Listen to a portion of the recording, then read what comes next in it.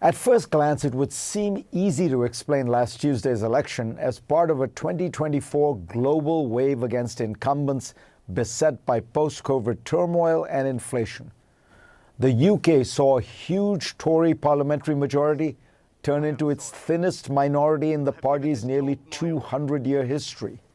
Germany's governing coalition has collapsed amid soaring unpopularity. Emmanuel Macron's party was crushed in France's parliamentary elections. South Korea's opposition party dominated in a huge parliamentary landslide. And even in Japan, where the ruling LDP party has governed almost uninterrupted since 1955, the party lost its House of Representatives majority. So it might have been preordained that Kamala Harris, representing the incumbent administration, lost decisively as well. But Harris could have bucked the trend. The American economy is doing better than all these other nations.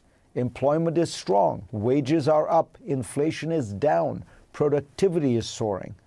More importantly, Donald Trump has many strengths as a political figure, but he also has many weaknesses.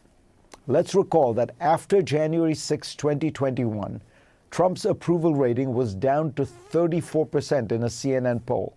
In a Marquette Law School poll matchup a year later, Joe Biden was beating him by 10 points nationally, 43-33. Then came the overturning of Roe v. Wade and the 2022 midterms, in which the Republicans did very badly for a midterm and MAGA candidates in particular got crushed. Trump's favorability ratings sank to 31% in a CNN poll, with an unfavorable rating at a staggering 60%. Even Republicans were disillusioned with him. At this point, Trump had led a Republican Party that lost its House majority in 2018, its Senate majority and the presidency in the 2020 cycle, and then fared historically badly in those 2022 midterms. In December 2022, Ron DeSantis was outpolling Trump easily among Republicans in a Wall Street Journal poll. That was the Democratic Party's strongest moment since Trump's arrival on the political landscape. But they blew it.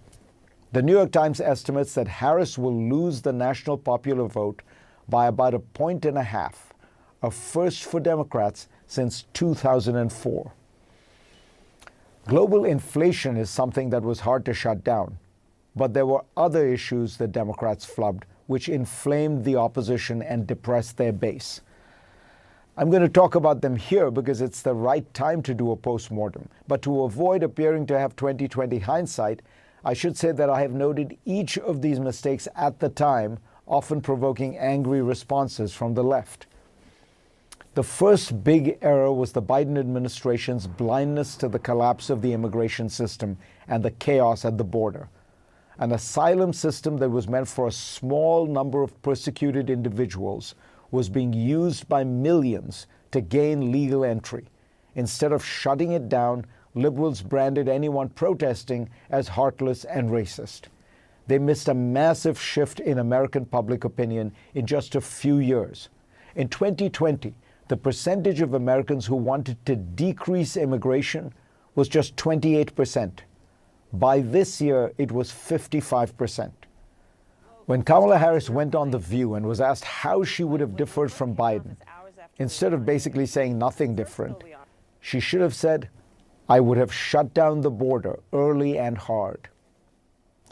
The second error was an overzealous misuse of law to punish Trump.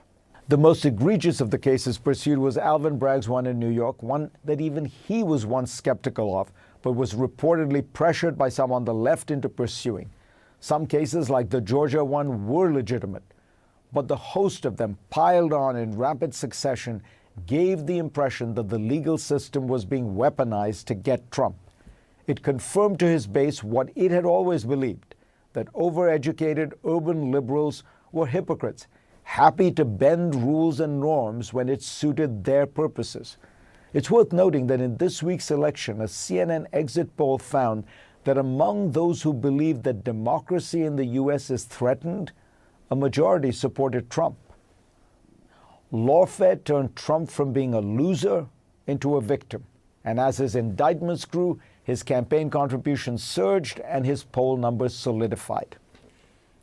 The final error is a more diffuse one, the dominance of identity politics on the left, which made it push for all kinds of DEI policies that largely came out of the urban academic bubble, but alienated many mainstream voters.